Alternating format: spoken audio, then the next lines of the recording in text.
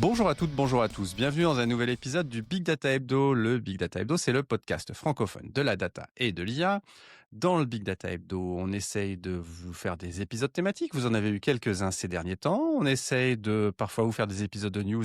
C'est vrai qu'on a eu assez peu d'épisodes de news ces derniers temps aussi.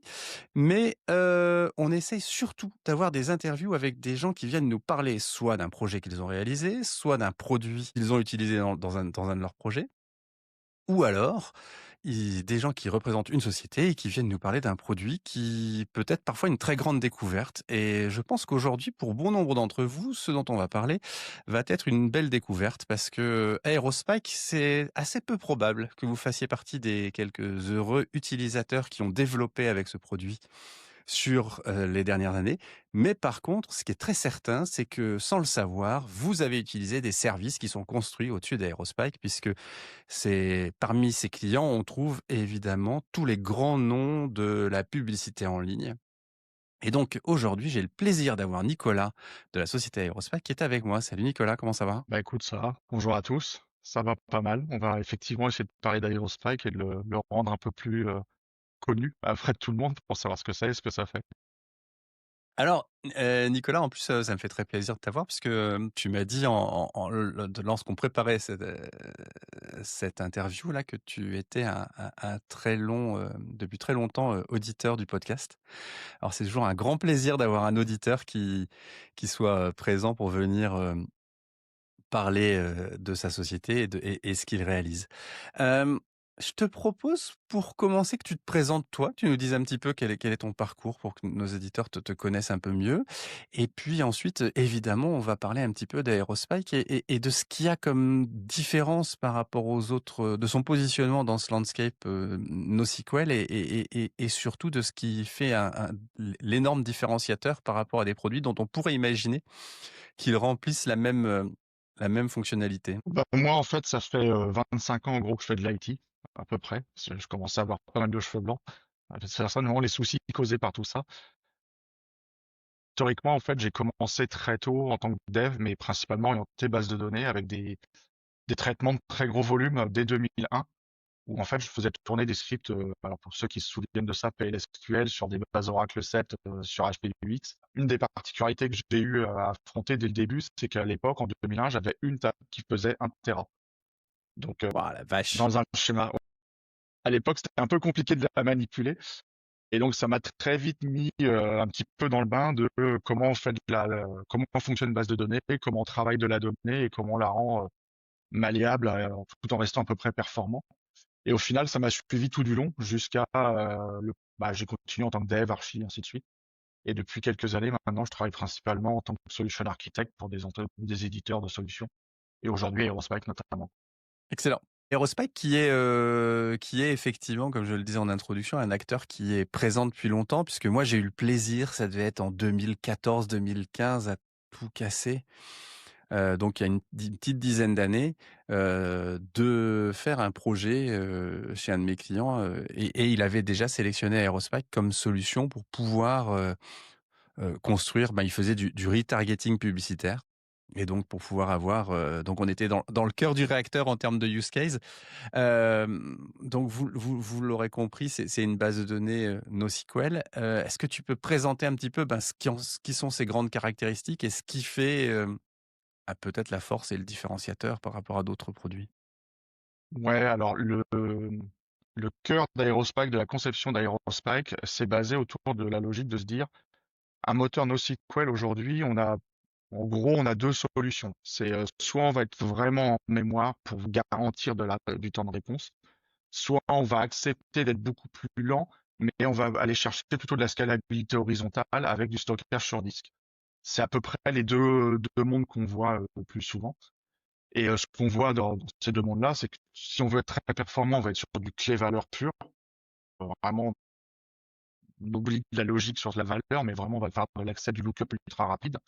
Et par contre, dès qu'on veut chercher plutôt de la scalabilité horizontale en mettant des nœuds, on va être plutôt sur du document ou des services un peu plus évolués où justement on a plus de facilité à travailler la donnée. Aerospike, en fait, c'est parti d'un constat de se dire, finalement, on a des disques qui sont très rapides, si on sait les manipuler. C'était les SSD à l'époque. Aujourd'hui, on a les interfaces NVMe On est dans l'ordre de quelques microsecondes de lookup sur un disque. Et donc là, l'idée, c'était de se dire, on va travailler là-dessus et on va se positionner un peu à mi-chemin. Donc moi, j'aime bien dire que c'est un clé record, puisque finalement, on a une clé et on a une série de colonnes qui s'appellent des bins chez Aerospike qui ont un type. Donc ça va être des int, ça va être du texte, ça va être des listes, ça va être des maps, des choses comme ça. Et donc ça va pouvoir donner des interactions plus ou moins intelligentes sur ce qu'on est capable de faire sur chaque bin de manière indépendante. Et pour autant, on va garantir de la scalabilité horizontale et ainsi de suite. On va rester dans le mood NoSQL standard. On est scalable, on est résilient, on est tout ça, mais on est surtout ultra rapide, y compris quand on va sur un disque, puisqu'aujourd'hui, le retargeting tech, typiquement, on va les citer, hein, c'est pas grave, Criteo, qui est un de nos gros clients.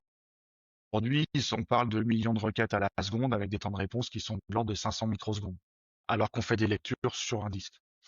Alors, vous faites des lectures sur Voilà. un disque. C'est-à-dire qu'il n'y a pas de notion de cache de la donnée qui serait cachée en mémoire. C'est vraiment de la lecture directe sur disque qu'on voit là-dedans. Et effectivement, tu disais, c'est même ça va même presque au-delà des capacités que peuvent avoir les documents, les bases documents, parce qu'à un moment donné, quand tu regardes une base documents, très souvent, c'est assez peu typé finalement dans les bases documents. C'est quand même très souvent un gros objet JSON, si on caricature un tout petit peu. Et effectivement, avec parfois des capacités d'indexation sur certains attributs qui deviennent obligatoires. Mais là, on retrouve cette capacité de base de données colonne presque, qui permet derrière, j'imagine, aussi de pouvoir faire des lookups, pas seulement sur la clé, mais aussi peut-être d'aller pouvoir manipuler les données à l'intérieur de manière beaucoup plus fiable que ce qu'on pourrait faire d'une manière classique.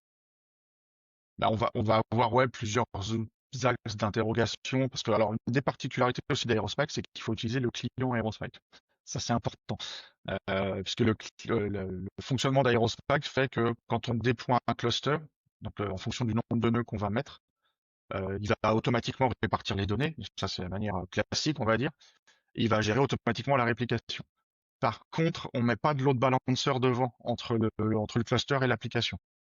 Donc, on va D'accord. utiliser la librairie cliente qui a conscience de la topologie du cluster. Donc, elle sait par exemple que pour chaque clé, où elle est hébergée, quel nœud l'héberge et quel nœud elle les réplique. Ce qui fait que pour gratter du temps de réponse, on fait ça aussi. Le client va directement adresser chacun des nœuds en fonction du besoin. Donc ça, D'accord. c'est un point qui est relativement important. Et donc ce client, de la même manière, il va être capable de porter des opérations qui sont effectivement peut-être un peu plus poussées que ce qu'on fait d'habitude sur un format JSON standard. Typiquement, on sait faire assez facilement des recherches de type géo. Donc si on veut indexer des positions et ce qu'on peut trouver autour, c'est assez facile à faire. On va avoir du queuing qui va être aussi, parce que sur des types listes, on va pouvoir faire du pop et ainsi de suite. Donc c'est assez simple à manipuler. Et on n'a pas besoin de repasser tout à chaque fois ou de connaître exactement le positionnement dans le JSON pass. Et si jamais il a bougé, on est perdu. Là, on demande à accéder au bin, on lui dit de faire une opération et ça se fait. Ça veut dire que par contre, l'utilisation des bins et donc d'un schéma un petit peu strict est obligatoire, ou est-ce qu'on peut être dans un mode mixte entre guillemets, de se dire ben voilà, on a quelques attributs obligatoires qui sont eux des bins bien précises et il faut que on fasse rentrer ces infos dans ces critères-là, et à côté de ça, on a quelque chose d'un peu plus flexible dans lequel on peut avoir des attributs un petit peu à forme libre. Ouais, en fait, souvent, ça va dépendre des contraintes du client et du projet. Là-dessus, on va travailler souvent avec eux pour essayer de trouver le meilleur modeling qui va correspondre aux contraintes. Typiquement, il n'y a pas longtemps, je discutais avec un prospect qui était en train d'évaluer la possibilité, parce qu'on a une connexion Kafka. Et donc, comment réémettre directement Kafka? Il me disait, ouais, mais si je mets un bin de tel type, et ainsi de suite. Je dis, mais non, non, en fait, ce que vous faites, c'est que vous mettez juste un bin qui contient votre document au complet. Les données que vous avez besoin de manipuler vraiment dans Aerospike, vous les mettez dans des bins. Le reste, vous le mettez en format texte, comme ça. Et ça sera émis en format texte. Il suffit de le re-serialiser quand on le reçoit par derrière. Donc, D'accord. rien n'empêche. Et comme on stocke tout sur disque par défaut, le mode de fonctionnement nominal est le plus intéressant autour d'Aerospike. C'est vraiment, je stocke un index en mémoire et ma valeur est sur un disque. Finalement, aller rajouter un JSON plus quelques données normalisées à côté, c'est pas très, très grave, quoi. C'est pas très important. Ça a pas le même impact. Vous devez quand même avoir un format un petit peu compressé, un petit peu optimisé de manière à pouvoir, avoir effectivement cette performance de lookup. Heu, quand tu dis la performance de lookup, j'imagine que vous arrivez à être assez stable en termes de scalabilité et avoir quelque chose qui soit, qui se maintienne, même avec l'augmentation du volume? C'est quelque chose qui en fait, et ça pour moi, c'est quand même un facteur super différenciant par rapport à d'autres produits, existants. Si on prend le temps de regarder les choses et qu'on est très pragmatique, ce que devrait être tout bon ingénieur en informatique, c'est complètement cohérent. Grosso modo, si je prends un modèle clé-valeur avec débordement sur disque, je vais avoir une série de requêtes qui vont faire du cache hit et je vais avoir une série de requêtes qui vont faire du cache miss. Alors, quelle que soit la façon dont je gère mon cache miss, que j'aille chercher sur mon SGBD que j'ai derrière, un Postgre ou peu importe, ou que j'aille lire, parce que mon cache sait gérer des données sur disque et va lire sur le disque, finalement, mon chemin d'accès, il n'est pas constant. Et en fonction des requêtes que je vais recevoir, il se peut, parce que ça, c'est les joies de la nature, que je vais avoir un flux de requêtes qui vont toutes avoir besoin de données que j'ai plus en mémoire. Et donc là, d'un coup, mon système, il n'est pas du tout dimensionné pour, il va se mettre à ralentir. Et c'est pour ça qu'on va avoir souvent aujourd'hui, enfin, moi je vois ça quand il y avait une dizaine d'années, au milieu des années 2010, on mesurait du P90, P95 en termes de temps de réponse. Aujourd'hui, avec tous les systèmes NoSQL qui sont vraiment très répandus, on est plutôt passé déjà du P99 vraiment minimum. Et on a beaucoup même de clients prospects aujourd'hui qui ont des problèmes sur leur solution à P99, voire P9999. Ouais. 4.9, ça devient problématique et effectivement, ils ont des contraintes de SLA qui arrivent très très vite et qui veulent maintenir. À Aerospike, fondamentalement, si je résume les choses vraiment de manière assez haut niveau, mais globalement c'est à peu près ça, quand je fais une écriture, j'arrive sur un nœud, celui qui a été décidé par le hash de la clé. Je vais avoir cette clé avec quelques valeurs de métadonnées et autres qui vont être Ouais, persistées dans la RAM, et ouais. ça va être flushé sur mon disque. D'accord, OK. Et par contre, la façon dont on flush le disque et dont on manage le disque, c'est Aerospike. À part le patch cache, il y a en gros rien entre Aerospike et le disque. C'est quasiment du driver NVMe en fait, Aerospike. D'accord, on n'est pas loin du volume dédié, On est sur du dédié. On va avoir notre disque, notre espace de stockage et c'est OK, Aerospike qui va le gérer. On va OK. gérer nos blocs et ainsi de suite. Donc derrière, il y a bien sûr toute une machinerie pour claim de l'espace en cas de besoin, réorganiser les choses et tout ça. Mais globalement, quand j'écris, j'ai un pointeur en RAM qui me dit quel bloc, à quelle taille je dois lire sur mon disque. Ce qui fait que quand je fais une lecture, bah, j'arrive avec ma clé. La clé a dit au process qui manage le disque, va chercher à tel offset et prend tel nombre de bytes et je repars.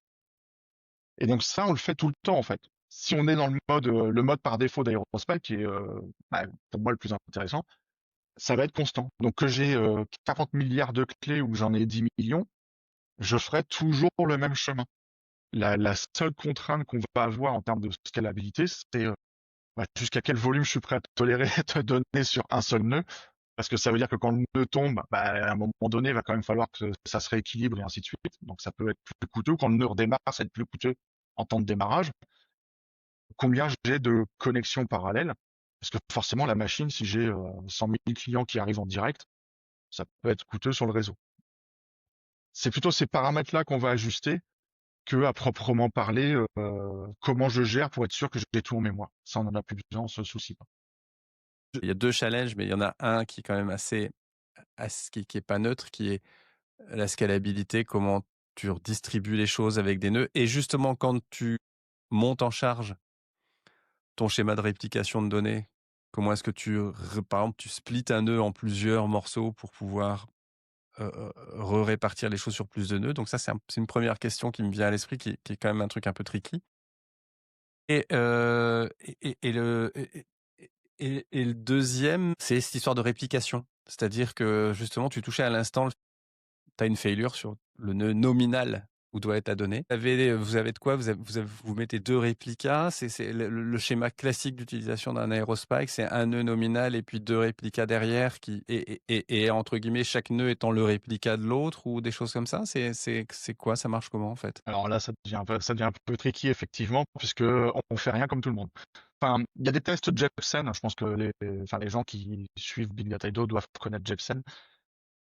Sur les tests Jepsen, même lui, quand il parle d'Aerospike, il mentionne bien que c'est appuyé sur aucun papier standard comme tout le monde le fait. Donc, grosso modo, ce qu'on va avoir trouvé, si on fait une comparaison avec un Cassandra va fonctionner souvent avec la possibilité d'établir une notion de quorum quand on écrit ou quand on Ouais, lit. ouais, ouais. Et donc, Cassandra va identifier le nœud qui doit porter une clé, mais ensuite va être un peu plus libre en termes, parce que même si ce nœud-là est pas dispo, je suis capable de mettre ma clé ailleurs. Et tant que je suis capable de répliquer suffisamment par rapport à ce que le client me demande à l'écriture, Cassandra va répondre. Nous, on est plus proche de Couchbase. S'il y a des gens qui connaissent D'accord, Couchbase, en termes de fonctionnement, donc Couchbase, grosso modo, quand on crée un vBucket, il y a ce qu'on appelle des vBuckets dedans, et donc les données sont réparties sur les nœuds en fonction de ces vBuckets. Donc chaque nœud va porter une partie des vBuckets. Chez Aerospike, ça s'appelle des partitions, mais c'est la même logique. C'est-à-dire que dès que j'instancie un cluster et tout namespace, donc le namespace, c'est l'enveloppe physique, qui a une empreinte physique mémoire disque au sein du cluster. Tout namespace va avoir 4096 partitions, quoi qu'on fasse. d'accord. Quel que soit le OK. nombre de nœuds, aucune importance. Et donc, à partir de là, en fonction du nombre de nœuds, on va répartir de manière la plus équitable possible ces partitions en primaire, secondaire et n en fonction du replication factor qu'on a donné. On va les répartir entre les différents nœuds. Un des fonctionnements d'Aerospike, là où en fait beaucoup de gens de la tech viennent nous voir pour deux raisons. D'une part, la stabilité des temps de réponse, c'est la capacité à être linéaire dans la croissance sur ces temps de réponse aussi. C'est voilà, j'ajoute des nœuds, je sais que je peux prendre tant de requêtes en plus avec le même temps de réponse. Et le gain en coût d'infra global, parce qu'on va concentrer énormément le nombre de nœuds, puisqu'on va faire de la lecture sur disque. Donc, on a beaucoup moins besoin de nœuds, on peut mettre plus gros disques derrière. Et donc ça, en fait, Aerospike va le gérer en se disant, nous, on sait qu'on peut fonctionner avec un replication factor de 2, ce qui veut dire qu'on n'a que 2 copies de la donnée à un instant T. On n'a pas de D'accord. logique de quorum ou autre. On va fonctionner sur uniquement le replication factor. Par contre, une des particularités, c'est que par défaut, le client réplique. C'est-à-dire que quand je fais un put, quand je demande une écriture à Aerospike, je Ouais. vais sur le nœud principal, il gère son écriture et dans le même temps, il envoie au nœud secondaire la réplique. Et Mais il il attend acquitte l'acquittement. l'écriture dès lors que c'est écrit sur le nœud principal. Non, on attend l'acquittement de la réplique pour acquitter le tout au D'accord. client. Donc par défaut, on est entre guillemets cohérent entre les nœuds. Alors je dis bien par défaut, on reste une base AP.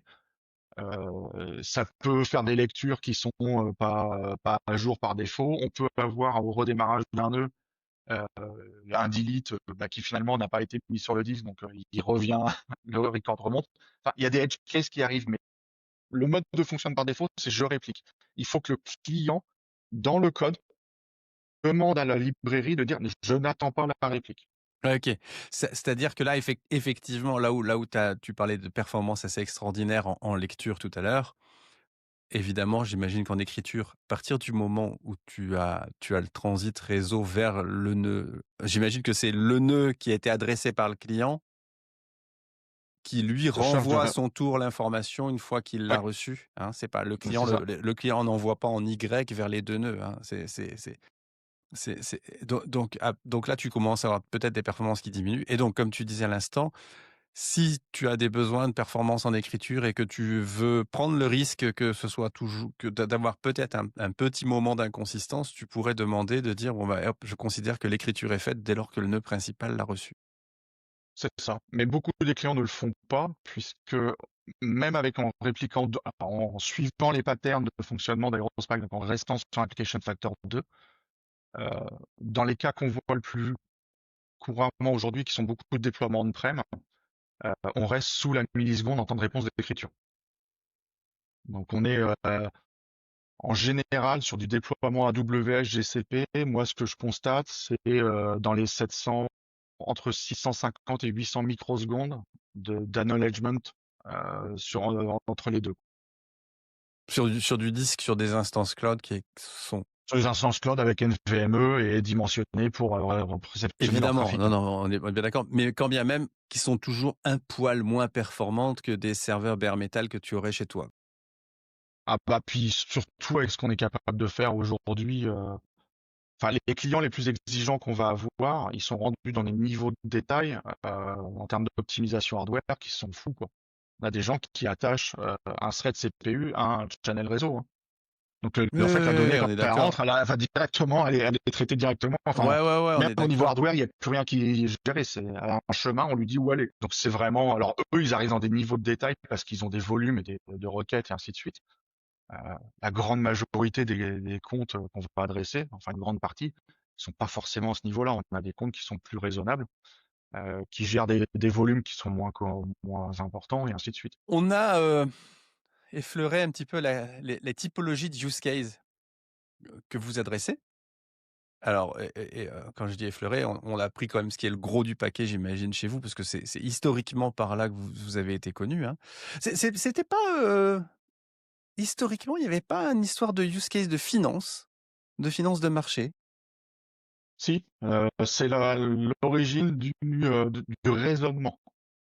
Ah, et au final, ça n'a pas été tellement utilisé dans la partie finance parce qu'ils avaient un peu peur sur le fait d'avoir des données disponibles mais pas forcément cohérentes. Ils étaient encore un peu frileux au début des années 2010. Je posais encore un peu la question. Par contre, la tech, eux, ils ont dit, c'est pas grave. Ouais. Ouais, ouais. Et donc effectivement, dans tout ce qui est RTB et autres, c'est évident que vu les temps de réponse et vu le alors pour reprendre un petit peu, c'est-à-dire qu'effectivement pour les gens qui connaissent pas, parce que ça nous paraît évident, mais ça l'est pas forcément. Dans le RTB, effectivement, vous recevez quand vous voulez enchérir sur des publicités en ligne, vous avez un temps très très limité pour vérifier que vous avez un profil utilisateur dans votre base qui correspondrait et qui pourrait bien fitter par rapport à cette enchère. Je résume de manière assez forte le sujet, mais donc le fait de pouvoir continuer à participer à des enchères implique que vous soyez toujours avec des temps de réponse très très importants. Donc l'histoire du temps de réponse, c'est la clé du business là-dedans finalement. Et d'où le fait qu'effectivement, les performances que vous offrez ont été vraiment plébiscitées par ce monde des enchères publicitaires historiquement. Mais depuis, vous avez développé quand même un petit paquet d'autres types de use cases. Je suis sur votre site web et ça parle évidemment de fait de pouvoir avoir des customers 360. Alors c'est encore toujours un petit peu ad tech comme sujet, euh, que vous avez aussi des use cases de type fraud prevention. Alors là, c'est peut-être intéressant de comprendre la fraud prevention tire parti de votre outil finalement. Alors, à tiers parti, de l'échelle, alors en fraud prevention, les deux use de principaux qu'on va avoir, c'est Barclays et PayPal. En PayPal, en plus, ils leverage le graph. Depuis peu, ils ont pris la partie graph qu'on a autour d'Aerospike, qu'un partie graph, en gros, c'est un add-on qu'on a qui permet de comprendre Gremlin, mais qui stocke tout au format Aerospike, de manière optimisée. Toutes les chaînes de graphes sont des records Aerospike. OK. Qui est capable de faire le query traversal vraiment très, très vite et donc de pouvoir, heu, entre guillemets, même si la donnée n'est pas stockée dans un format graph chez vous, de pouvoir avoir un nombre de requêtes qui soient exécutées dans un temps très court qui fait qu'on est capable de répondre à ces requêtes de type graph, quoi. Ouais. Ouais, puis on a en fait, si on regarde un peu le monde graph, on se rend compte que, en fait, c'est un hop, deux hops, grand max, les trois quarts des Ouais. requêtes. Et ça, avec du secondary index bien managé, automatiquement par le graphe, parce qu'il est capable de voir les liens au moment où on insère les données. Notre API, en fait, elle va optimiser la façon dont on co-localise plus ou moins les records et des choses comme ça. Et au final, on arrive même à diminuer des nombres de hops. Donc en fait, on récupère des grappes de données et dans l'API, on va jouer le hop, mais en mémoire finalement. Donc on est capable d'avoir des réponses qui sont très bonnes. Ah Mais ouais, globalement, tu ouais, soulignes un truc, pardon, tu soulignes un truc à l'instant là dont on n'a pas parlé, c'est qu'effectivement, vous êtes un key value, un key value like store, mais vous avez quand même des secondary index qui est quand même une feature quand même non négligeable. C'est-à-dire qu'un bin dont tu parlais tout à l'heure peut à son tour être indexé et avoir une capacité à être recherché. Et donc, on peut retrouver un record, non pas seulement par la clé principale, mais aussi par le bin, ce qui, dans le monde NoSQL, est quand même une feature assez rare. Il y a assez peu. On parlait tout à l'heure de Cassandra. Si ta recherche, elle se fait pas au travers de la clé qui a été designée au départ, c'est un peu foutu quand même. Ouais, non, là, on a la possibilité de créer des secondary index. Alors après, on va rentrer dans une discussion sur la logique de dimensionnement, parce que est-ce que je les mets sur le disque, est-ce que je les mets sur la RAM, si oui, si, en fonction d'où je les mets, quel est l'espace que je vais leur réserver, ainsi de suite. Mais globalement, oui, c'est juste un problème de, vous avez de l'infra, on peut l'utiliser, consommer là pour ça, quoi. Euh, mais du coup, pour revenir au use case de fraude, si je prends l'échelle de PayPal, on parle de millions de transactions finalement tous les jours, quoi. Enfin, même dizaines de millions tous les jours. Donc le souci pour PayPal et d'autres systèmes comme de fraude, en fait, c'est qu'ils, un peu comme la tech, ils ont une contrainte de temps de réponse. C'est-à-dire que s'ils sont pas capables de taguer correctement l'élément, ils sont obligés de le laisser passer. Et donc il faut qu'ils soient capables de le taguer de la manière la plus précise possible. Est-ce que c'est frauduleux ou pas comme transaction? Et donc forcément dans le meilleur des temps possible. Et donc pour ça, typiquement, ces grosses boîtes, elles ont des machineries de machine learning sur Hadoop et autres qui doivent tourner autour mais qui finalement ne s'arrêtent jamais. Donc ça doit alimenter en permanence des systèmes, quasiment vraiment au quotidien. Ça refait des écritures, ça fait mettre à jour. Et donc très souvent, le modèle qui est mis en usage, c'est j'ai une transaction qui arrive. Cette transaction, je vais aller récupérer un modèle de scoring, donc avec une série de paramètres qui va me permettre de pondérer ma transaction en fonction du contexte de la transaction. Et donc c'est ce contexte qu'on va aller chercher en mode clé record le plus vite possible pour pouvoir faire le scoring le plus rapidement possible. Et ensuite, je vais enregistrer ma transaction le plus rapidement possible pour qu'elle soit réémise vers les systèmes d'entraînement. Et du coup, on va réaffiner en permanence ces modèles. Et donc, on écrit, on lit en boucle par rapport à un historique de transaction et on score le plus vite possible. La petite particularité de PayPal, c'est qu'ils ont rajouté en plus que le modèle, en fait, ils l'ont enrichi sur différents niveaux. Et donc, c'est là qu'ils leverage le graphe. C'est-à-dire qu'au lieu d'aller simplement chercher un contexte avec son modèle, ils prennent en fait plusieurs grappes de modèles pour réassembler le vrai modèle de scoring à la fin en gérant le graphe, en disant c'est Nicolas d'Aerospike et là il utilise son téléphone dans tel pays et ainsi de suite. Donc en fonction du pays et des choses comme ça, les pondérations vont évoluer de manière un peu plus fine, quoi. Et donc pour eux, ça, enfin, grosso modo, le fait de passer sur un Aerospike aujourd'hui garantie de temps de réponse et ainsi de suite. En vrai, on parle de plusieurs millions par an qui sont économisés parce que c'est des vraies transactions qui sont mieux scorées, quoi.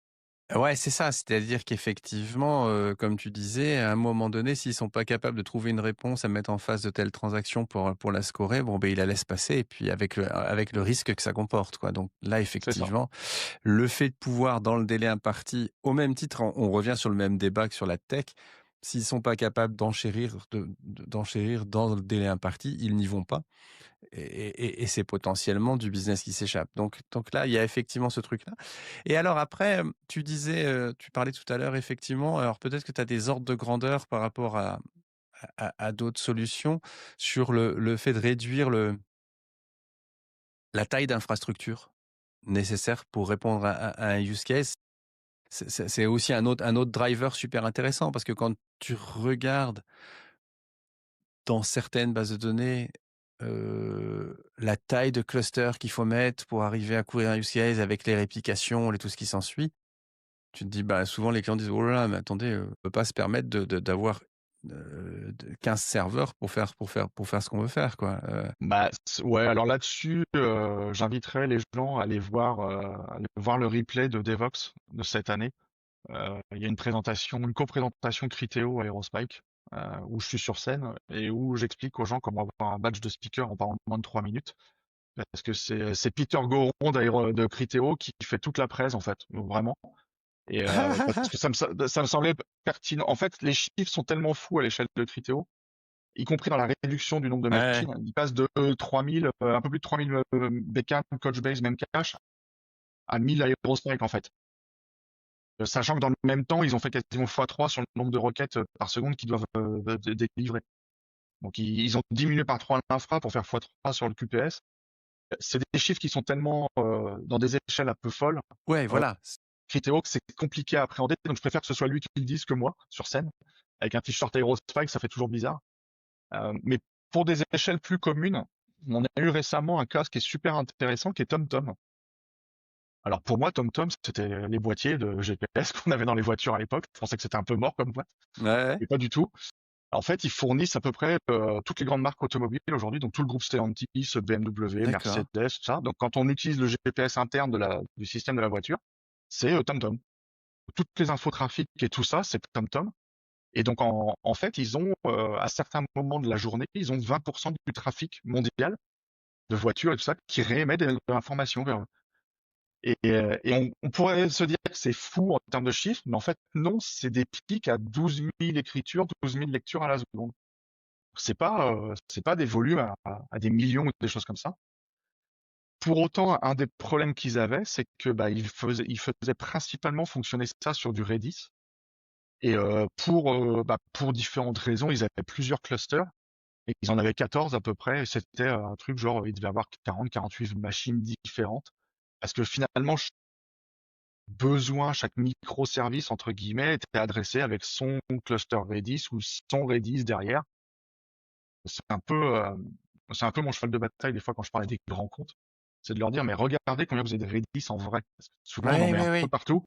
Et si on fait le détail, on se retrouve vite à avoir des tonnes de machines.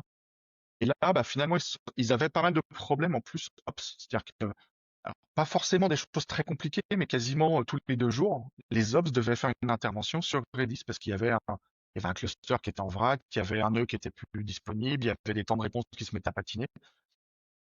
Autant des fois, c'était des interventions, ça dure 3 minutes, le gars il se connecte, il lance une commande parce qu'il sait faire et puis c'est reparti. Autant des fois c'est plus long. Mais tous les 2 jours, il y a un ding, en gros, en moyenne, c'est ça. Il y a un ding et le gars il doit intervenir sur le serveur. Donc tout ça cumulé faisait qu'ils ont commencé à se poser des questions et donc ils ont évalué Aerospike. Et on est passé à un cluster de 3 nœuds, 24 vCPU au total. Donc c'est 3 machines de 8 vCPU. Et on, Hmm. on délivre La le même chose que niveau, une cinquantaine de machines au départ, quoi, c'est ça. c'est ça.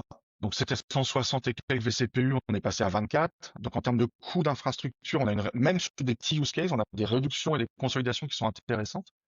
Et ils ont surtout, ça c'est le point que moi je check régulièrement avec le sales qui s'en occupe et les équipes support, c'est est-ce qu'il y a eu des incidents chez eux?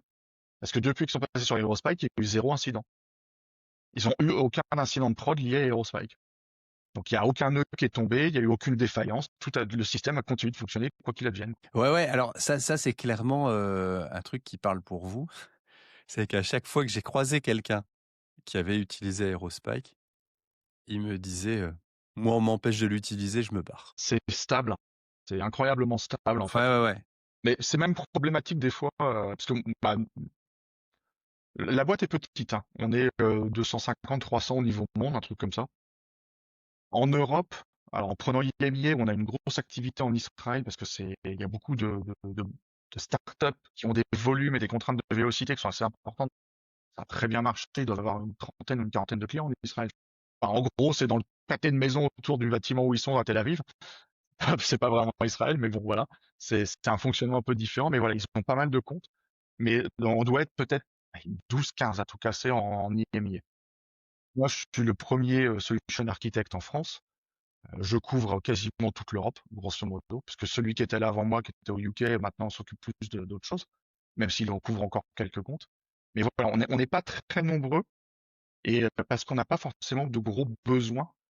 Oui, il Bah, faut que le produit marche. Quand tu as une petite équipe comme ça, il faut que le produit fonctionne correctement parce que sinon, si tu as trois clients, si tu trois clients qui ont des problèmes en même temps, tu vas avoir du mal c'est ça. à résoudre les trois problèmes de front, quoi. Donc, Il n'y a pas besoin d'avoir des solution architectes comme moi qui maillent le terrain pour être sûr de pouvoir aller parler aux clients, pour faire un peu brossage de poils et faire part à la patienté. L'équipe support, c'est même pas 10 personnes au niveau mondial. Et quand on a des clients qui nous envoient des fois On a des anciens clients qui nous disent, bah tiens, j'aimerais bien avoir une analyse de mon cluster parce que ça fait longtemps qu'il tourne et tout. Et en fait, moi aujourd'hui, je suis presque dans l'incapacité d'analyser les données parce qu'il m'envoie des trucs d'une version 3, quoi. Alors qu'on est en version 8, là, ça fait 8 ans que ça tourne. J'ai plus les outils, quoi. Attention, les papis vont parler. Vous êtes un peu l'AS400 de la base NoSQL quand même. Ça marche super bien et on oublie même qu'on en a une, quoi. Après, il y a des cas, on va pas se Non, mais mentir, il y bien a des sûr. problèmes, il y a des trucs, ça dévisse. Mais dans la majorité des cas, quand les gens ont bien dimensionné le cluster et ont bien compris comment fonctionnait Aerospike, ça bouge pas, quoi. J'imagine bien que là tu parles de Criteo et du fait que euh, la personne de Criteo est venue présenter avec toi, qu'ils étaient très heureux. Connaissant Criteo, il y a dû avoir des moments compliqués chez eux à un moment ou à un autre, quoi. Puisque évidemment, et évidemment que quand tu as des gens qui ultra sollicitent le produit, qui l'emmènent dans ces retranchements, il y a des moments plus compliqués que d'autres. Mais globalement, moi, j'ai toujours entendu dire, non, non, attends, on n'a pas besoin de faire des circonvolutions pour faire rentrer le truc, pour faire pour faire des hacks, pour faire que ça passe, machin. C'est vraiment que le produit est vraiment prévu. Alors, ça nous vient peut-être à la question, quand est-ce qu'il faut surtout pas l'utiliser? Oh là, alors il y a plein de cas. Dès qu'on va vouloir faire du requêtage un peu complexe, du requêtage ad hoc, bah, ça reste une base NoSQL. Le requêtage ad hoc, il y a quelques outils qui essayent de le proposer, type Couchbase, Mongo, qui ont des systèmes de requêtage un peu avancés. Qui ont fait un SQL au-dessus de la Ouais, base, voilà. mais on sait ce que ça vaut à un moment donné. Voilà. Voilà. Nous, je sais qu'on a un connecteur Spark qui est utilisé pour les gens qui veulent faire un peu de machine learning, tout ça, donc ça marche plutôt pas mal, mais parce que de toute façon, ils savent que ça va mettre plusieurs minutes, voire heures à tourner de toute façon. Donc ils sont pas dans l'attente. Donc du coup, l'idée, c'est plutôt que ça va attraper des gros volumes de records et qu'on va en sortir un paquet d'un coup du cluster.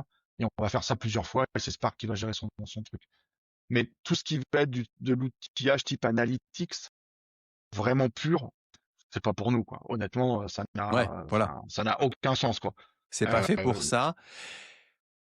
Et d'ailleurs, par extension de ce sujet d'outillage analytics, qui est quand même une finalité, on peut imaginer qu'à un moment donné, prenons le cas de figure de TomTom tout à l'heure, dont tu disais qu'ils avaient toutes les infos trafic et ainsi de suite qui remontaient dans la base, et à un moment donné, ils veulent peut-être pouvoir faire des analyses, du prédictif par rapport au trafic qu'il va y avoir la semaine prochaine. Enfin, tu vois, bon, plein de use cases. Et tout à l'heure, tu disais que vous aviez en alimentation la possibilité de consommer un topic Kafka pour venir alimenter Aerospike. C'est quoi les bridges qu'il peut y avoir avec d'autres environnements, justement pour pallier à ce besoin analytique? Allez, je vais le dire très simplement. Si je veux sortir vers une base de données ou vers des fichiers parquets pour faire de l'analytique, mais ce qu'il y a dans ma base Aerospike, c'est quoi le meilleur moyen de le faire, quoi, finalement? alors, ça va dépendre de ce qu'on veut faire à proprement parler, mais grosso modo, un cas qu'on a très très souvent, parce qu'aujourd'hui Kafka c'est un peu partout, on a un connecteur Kafka, donc qui sait recevoir, mais qui sait aussi émettre. D'accord. Donc dès qu'on a un changement, il émet ça directement. Donc ça, c'est le cas. Voilà, c'est compliqué aujourd'hui d'aller parler à un prospect ou un client qui n'a pas un Kafka quelque part. Donc c'est direct, on fait ça. Peut-être que demain ils seront tous sur Red Panda, je n'en sais rien, mais en attendant, ça sera du Kafka connecteur quand même, donc ça changera rien. L'autre cas qu'on voit assez régulièrement, parce qu'en fait, Aerospike fonctionne il y a un petit utilitaire qui s'appelle XDR, qui est un outillage qui permet en fait de faire de la réplication longue distance, asynchrone. Je me souviens de ça. Ouais. Donc, grosso modo, j'ai mon cluster, on va dire, je l'ai hébergé à Dublin chez AWS et j'ai mobilisé les 3 AZ. Donc, c'est bien, je suis résilient à la perte d'une AZ, je veux être résilient à la perte d'une région. Et ben là, je vais pouvoir mettre les données de manière asynchrone à Francfort avec la même topologie, mes 3 AZ et tout ça. Mais c'est XDR qui se charge de faire le bridge entre les deux. Et petite particularité, c'est qu'on peut même rendre les deux actifs et puis on fait du XDR dans les deux sens. Alors, c'est rigolo, c'est joli sur le papier, mais à un moment, faut être sûr de ce qu'on fait au niveau applicatif parce que dès qu'il y aura un conflit, il y en a qu'on va pouvoir résoudre automatiquement, Mais bon, c'est avec des règles en général sur le last update time ou des choses comme ça. L'actif-actif, c'est toujours un truc Voilà. qui peut rapporter Faut 36 fois la mise hein, quand même en termes c'est ça. d'emmerdement. Hein. Faut Ouais. être sacrément solide sur les appuis avant de Mm. s'y lancer. Donc moi, voilà. Mais on sait faire du XDR et en fait, la mécanique qu'on a avec XDR, c'est plus ou moins un CDC. Donc en fait, si on sait D'accord. intercepter le streaming, on va pouvoir. C'est la base du Kafka connecteur. Hein, c'est Ouais, on ouais, bien émet les sûr. changements. Et donc là, on a des gens qui, eux, interceptent directement le flux en mode CDC et qui vont permettre de le redistribuer partout sans passer par un Kafka intermédiaire. J'ai discuté il y a 3-4 mois avec quelqu'un qui le fait vers du ClickHorse, par exemple, en natif. D'accord. Ok. Donc, Donc donc ils ont, typiquement, ce type de ouais. use case, si vous voulez commencer à faire du ware, des jointures, des machins, des trucs comme ça à partir de cette donnée, ok, bah, très bien. Faites ce genre de choses-là. Déversez les updates qu'il y a sur votre Aerospike vers un produit qui est fait pour faire ça. Mais n'essayez pas de mettre votre tableau sur Aerospike, ça se passera pas bien. Ça se passera même pas du tout, je pense. Oh, il y a des connecteurs, il y a des trucs, mais après c'est pas adapté quoi.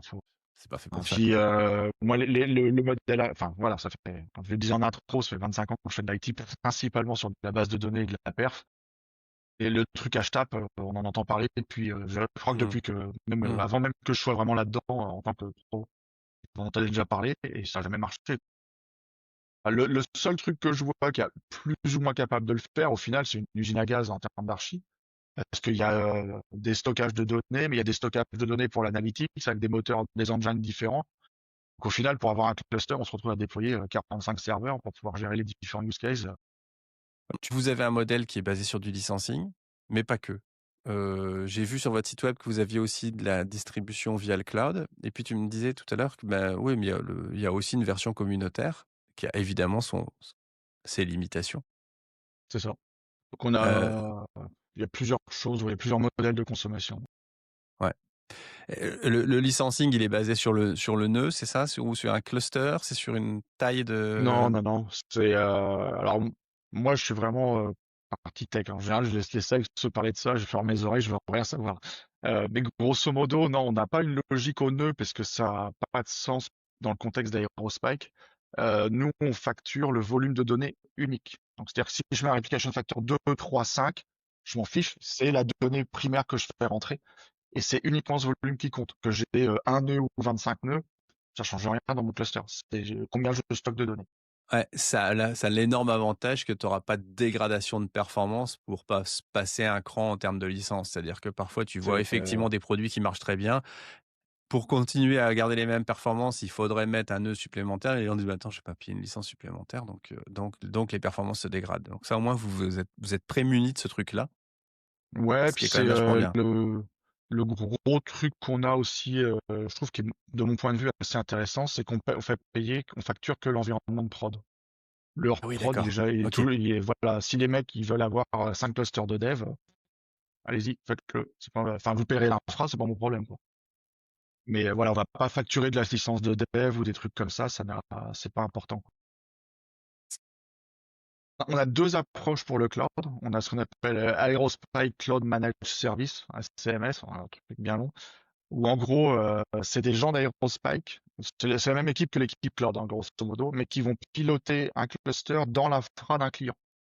Donc le client, il a son D'accord. AWS, il a son GCP, et c'est des gens de Aerospike qui ont des accès sur les machines Aerospike pour aller déployer le cluster, s'assurer qu'il va bien, faire les mises à jour et tout ça.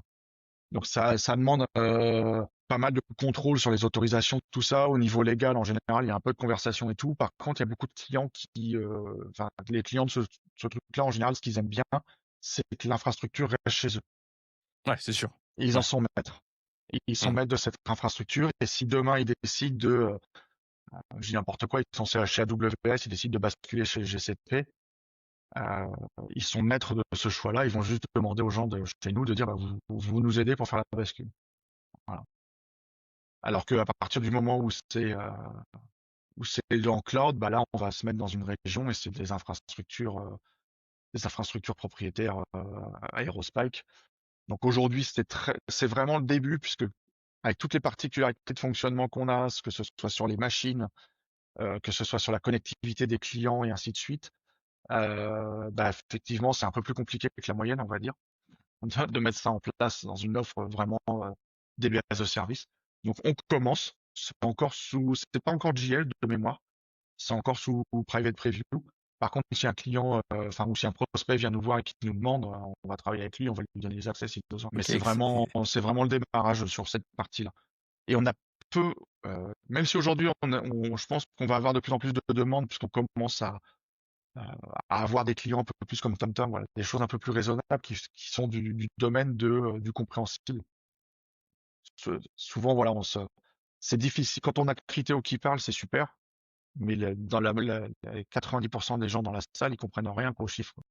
Les chiffres sont trop importants, c'est pas quelque chose qu'on connaît, qu'on voit. c'est évident. Moi, je me souviens d'avoir eu des talks de Crideo sur leur usine d'analytique, parce qu'ils avaient vraiment une usine à mettre à scheduler les analytiques, les scénarios analytiques qui tournaient dessus. Fallait faire preuve d'un niveau d'abstraction pour comprendre les enjeux auxquels ils avaient été confrontés, puisque effectivement, c'était mais tellement loin, tellement loin, tellement loin de ce qu'on pouvait vivre au quotidien, qu'à un moment donné, de toute façon, c'était quelque chose Ouais, ouais. d'impensable, quoi. Donc effectivement, Mais là, il y a c'est intéressant effectivement comment d'avoir des clients qui soient de taille plus proche que la globalité du marché, heu, aussi, quoi, effectivement.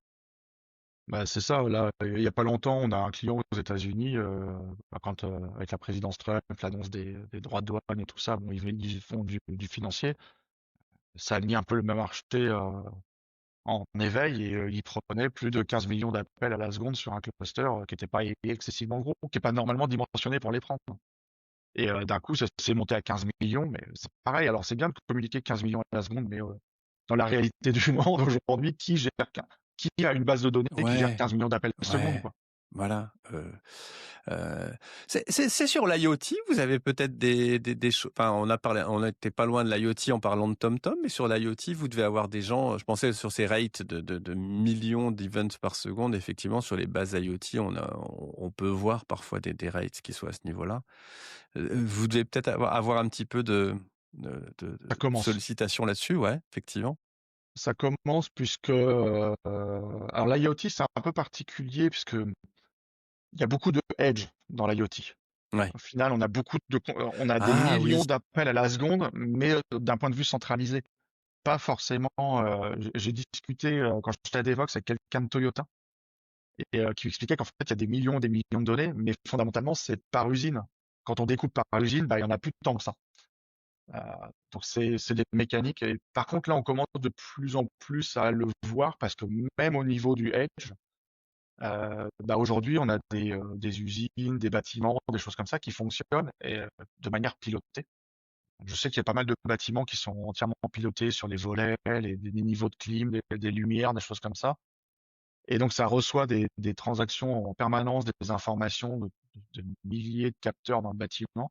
Et ils ont un problème principalement d'être capable d'appliquer les modèles de calcul sur le volume entrant en direct, ce qui est un peu compliqué. Et du coup, un peu, ça crée des problèmes de stabilité sur le système qui est souvent hébergé dans les sous-sols. Donc, ils ont des mini-décès dans les sous-sols et donc du coup, c'est l'idée là, c'est de se dire, bah finalement, Aerospike, bah c'est stable, ça va fonctionner. Oui, vos nombre de requêtes, on va le faire, vous inquiétez pas.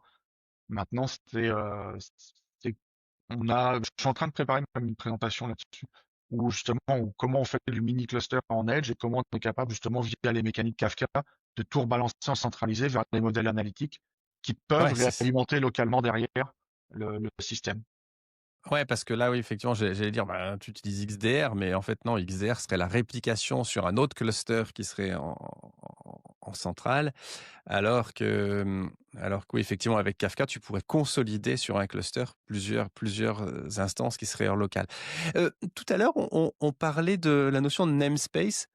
Sur un serveur, il peut y avoir qu'un seul namespace, ou est-ce qu'on pourrait s'imaginer séparer en plusieurs entités logiques un même serveur?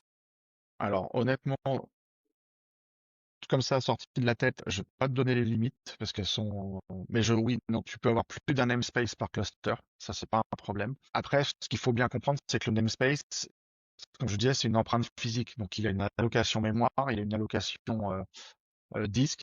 Et donc, mécaniquement, ce que ça veut dire, c'est qu'à chaque fois qu'on veut mettre un namespace supplémentaire, ça veut dire rolling a restart de l'ensemble du cluster pour qu'il prenne en charge ce nouveau namespace. Donc, suivant les use cases, ça peut être pertinent parce qu'il y a une isolation forte de la donnée. Après, à l'intérieur du namespace, parce qu'on parle de clé record avec mes beans, mais en fait, chaque clé et série de beans, c'est attaché à un set qu'on pourrait comparer un peu à une Ah, table. bah voilà. Et ça, par contre, on va pouvoir, les sets, c'est dynamique. Donc, c'est à l'intérieur d'un namespace, on a les sets qu'on veut. Et pour des use cases où on va chercher à faire beaucoup de consolidation, là, j'ai un use case en tête en Tchécoslovaquie, enfin en Tchéquie, du coup, République tchèque maintenant, qui cherchent justement, ils étaient utilisateurs communautaires, ils passent sur une version Enterprise et on propose de consolider pas mal de clusters qu'ils avaient dans un seul. Euh, et donc là, l'idée, c'est de gérer ça par set, parce qu'ils ont pas mal de use cases qui doivent arriver. Et donc, pour éviter de faire des restarts en boucle des clusters, ils vont faire des sets, parce qu'on peut y adosser la notion de airback. Et donc, on va D'accord. pouvoir avoir Ok. un utilisateur qui a accès en lecture-écriture à un seul set. Donc, finalement, dans le même cluster, je peux consolider plusieurs services en leur mettant leur configuration username, password, et je suis sûr qu'ils verront que leurs données. Ok. Ok. Excellent. Excellent. C'est quand même bien riche et c'est toujours pareil. C'est toujours pareil. Ce genre d'épisode me donne.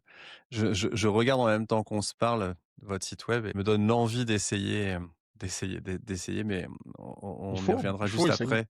Ouais, ouais. Il y a eu récemment, on a parlé de pas mal de features, mais tu soulignais effectivement lorsqu'on préparait cet épisode qu'il y avait eu pas mal de changements et des nouveautés dans le produit dans les dernières versions et qui sont notamment. Alors, on a un petit peu parlé de la consistency. Il y a des choses là-dessus. Tu avais aussi souligné qu'il y avait, bon, le connecteur Kafka, on en a parlé, et qu'il y avait aussi c'est une notion de transaction qui s'était améliorée. Si tu veux, on peut revenir un tout petit peu là-dessus. Alors, donc Aerospike fonctionne sur deux modes. Le mode dispo, donc AP, en gros, pour les gens qui ont le théorème de Cap en tête. Et on a un mode qu'on appelle Strong Consistency. La différence majeure qu'il va y avoir, c'est que, comme je l'expliquais tout à l'heure, en mode AP, on réplique, mais on peut débrayer la réplique, et puis il peut se passer des use cases où le disque n'a pas encore géré les choses correctement, et ainsi de suite. Le mode Strong Consistency, il va vraiment appairer des nœuds entre le responsable de la partition, ça ou ses répliques. Il va vraiment les appairer de manière forte, et on va avoir un fonctionnement qui va garantir finalement qu'on a une majorité stable dans cet appairage pour dire si je peux servir une lecture ou pas, ou une écriture Ah en cas oui, de défaillance d'un nœud. Donc on d'accord. va garder notre fonctionnement nominal, mais en cas de défaillance, on a vraiment des mécaniques qui deviennent beaucoup plus strictes et beaucoup plus complexes pour garantir ce qu'on va fournir ou pas, et potentiellement on va dire on n'est pas capable de fournir une lecture à un instant T. Donc un des dérivatifs de ce mode Strong Consistency, c'est depuis la version 8, donc c'est très récent. Alors même si ça a demandé 2 ans de boulot, c'est très récent. On a ce qu'on appelle donc du multi-record transaction. Donc là, on est vraiment dans une logique acide où je fais un begin transaction. Je vais faire D'accord. des lectures, des écritures, et à la fin, je commit. Et donc, si je fais un commit, soit tout passe, soit rien ne passe, tout simplement. Et donc, si rien ne passe, je fais un rollback et je peux retry ma transaction et ainsi de suite. Et donc, on va gérer le niveau d'isolation dans l'acide de manière excessivement forte sur Aerospike. Si les gens vont sur le site de Jepsen, il y a l'arbre des niveaux d'isolation, et en fait, on est strictement serialisable, ça on est tout en haut, quoi, par défaut. Ouais, ouais, donc ça veut dire que là, sur des use cases où il y a une notion de transaction et de contrepartie de la transaction, de choses comme ça, on est capable de faire ce genre de choses-là et donc d'avoir à la lecture suivante la certitude qu'on a des choses cohérentes au sens Ouais. au sens métier de la chose, quoi. Donc c'est vachement bien ça, de ce point de vue-là. Puis on a aussi, alors ça a été beaucoup poussé par des acteurs financiers qui utilisaient de plus en plus Aerospike et qui Ah voulaient oui. bénéficier de la performance sur d'autres use cases métiers. Et donc techniquement, on a aussi le fait que, je prends un cas tout bête, un exemple tout bête de transaction qui se déroule sur un système distribué, parce que bah, gérer une transaction déjà sur un système monolithique type Oracle ou autre, c'est pas si simple que ça quand on veut gérer correctement le niveau d'isolation. Euh, donc dès qu'on distribue, ça devient pire. La transaction en distribué, ça reste quand même un truc qui souvent relève de la magie noire quand même, hein. On va être Ça clair demande des là-dessus. mécaniques. Ouais, bah après on a les principes. On va avoir souvent du two-phase commit si on prend. Alors que si j'essaie de remémoriser ma mémoire à moi, mon disque dur là, mais qui est pas dans SSD. De mémoire sur Oracle, c'est du Golden Gate avec du Maximum Protection, si je dis pas de bêtises. Donc en gros, j'ai instances Oracle ou deux clusters Oracle, chacun dans un data center, avec une réplication Golden Gate, et je garantis que le commit est fait dans la deuxième zone. Je reviens, je commit, et je vais rechecker si c'est rien passé. Et une fois que tout le monde est d'accord, on peut repartir. Donc ça, c'est très lent. Depuis quelques années, alors ça doit faire une bonne dizaine d'années au moins, on a le papier Raft qui est sorti, qui a rendu ça beaucoup plus accessible que Paxos, parce que l'algorithme Paxos, c'était le début de Cassandra, hein. Cassandra fonctionnait en Paxos sur les quorums, mais c'était excessivement verbeux, excessivement complexe à vraiment bien implémenter sans qu'il y ait de faille. Parce que finalement, sur le papier, c'est propre, mais à implémenter, c'était notre histoire. Oui, oui, oui. Là où Raft est devenu ultra simple, puisque Raft, finalement, le principe, c'est un peu le même fonctionnement qu'Aerospike. Quand on fait Raft, finalement, on a un nombre de réplicas, au minimum de 3, parce que ça doit forcément être impair, et on a un principal. Et c'est lui qui doit gérer les lectures-écritures sur le record, et donc c'est lui qui synchronise avec les autres s'il peut euh, valider son écriture ou pas, s'il a atteint son quorum ou pas. Et après, il y a tout un tas de mécaniques pour la gestion des clocks et tout ça qui fait que c'est vraiment stable.